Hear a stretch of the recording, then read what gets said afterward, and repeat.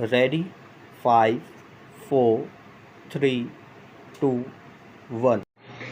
बांग्लादेश में इस्कॉन से जुड़े धर्मगुरु चिन्मय कृष्ण दास प्रभु के गिरफ्तार होने और इसका शांतिपूर्ण विरोध कर रहे प्रदर्शनकारियों पर हुए हमलों से यही जाहिर होता है कि वहाँ असहिष्णुता एक अलग स्तर पर पहुँच चुकी है।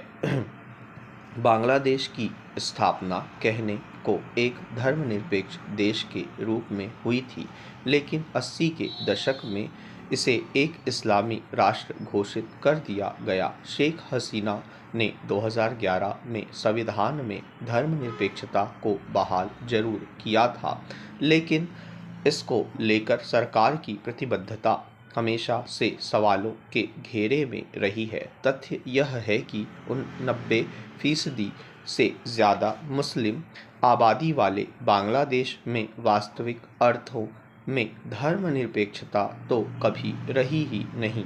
जनवरी 2013 से लेकर सितंबर 2021 के बीच अल्पसंख्यक समुदायों पर 3,500 से भी ज़्यादा हमले हुए, जिनमें तोड़-फोड़, आगजनी और निशाना बनाकर की गई हिंसा शामिल है। लेकिन हसीना सरकार के तख्तापलट के बाद से वहां अल्पसंख्यकों को निशाना बनाने और धार्मिक स्थलों में तोड़फोड़ व आग लगाने की घटनाएं जिस तरह से बढ़ी है, वे बेहद चिंताजनक है।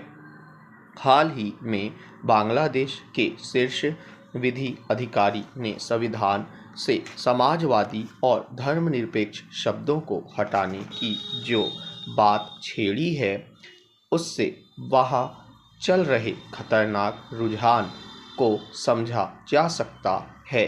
बेशक अंतरिम सरकार के मुख्य सलाहकार मोहम्मद यूनुस अल्पसंख्यकों पर हो रहे मामलों को बढ़ा चढ़ाकर पेश करने की बात करें, लेकिन ट्रांसपेरेंसी इंटरनेशनल की हालिया रिपोर्ट भी इसकी पुष्टि करती है कि बांग्लादेश की अंतरिम सरकार के शासन में अल्पसंख्यकों के खिलाफ हिंसा बढ़ी है।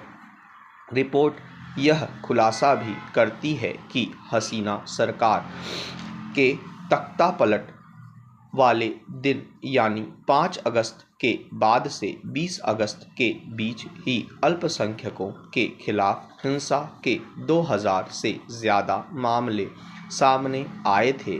रिपोर्ट तो अलबत्ता यह भी कहती है कि हम सभी मामलों में सरकार ने धर्म अपराधियों की पहचान करने और उन्हें दंड देने में न सिर्फ लापरवाही बरती, बल्कि ज़्यादातर मामलों में कार्रवाइयाँ अपने राजनीतिक विरोधियों के खिलाफ ही की।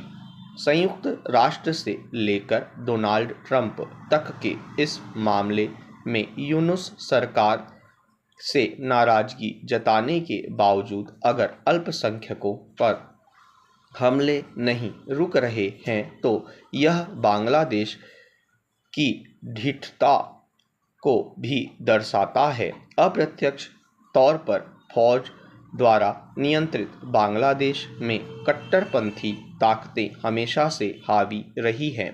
ऐसे में फौज द्वारा ही गठित अंतरिम सरकार से ज़्यादा उम्मीदें कैसे लगाई जा सकती हैं।